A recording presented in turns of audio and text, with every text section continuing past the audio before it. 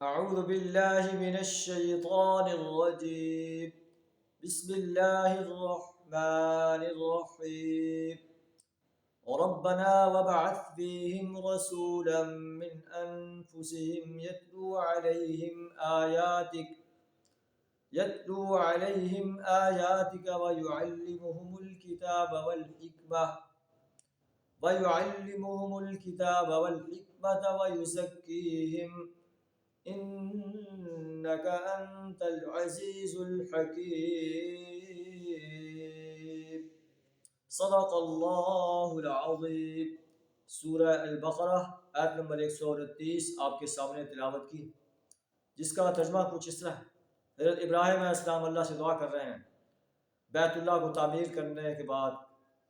ربنا وابعث فیہم رسولا من انفسہم، اے ہمارے رب اس بستی کے اندر، اس مکہ شہر کے اندر ایک ایسا رسول مبعوث فرما، یتلو علیہم آیاتک، جو تیری آیات ان پر تلاوت کرے، ویعلمہم الکتاب والحکمہ، انہیں کتاب اور حکمت کی تعلیم دے، ویزکیہم، اور ان کا تزکیہ کرے، ان کو کفر، شرک اور نفاق سے پاک کر دے.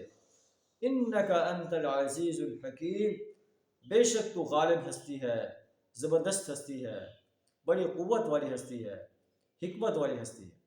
اللہ سے دعا ہے ہمیں بھی اس کتاب انقلاب کو سمجھ کر صحیح ترتیل اور صحیح تجویز کے ساتھ پڑھنے، اس کا علم حاصل کرنے، اس پر عمل کرنے، اس کی انسانیت کو دعوت دینے، اور قرآن جو نظام دیتا ہے اس نظام کو اس سرزمین پر قائم کرنے کے لیے اپنا کردار ادا کرنے کی توفیق عطا فرمائے. وآخر دعوانا الحمد للہ رب العالمین.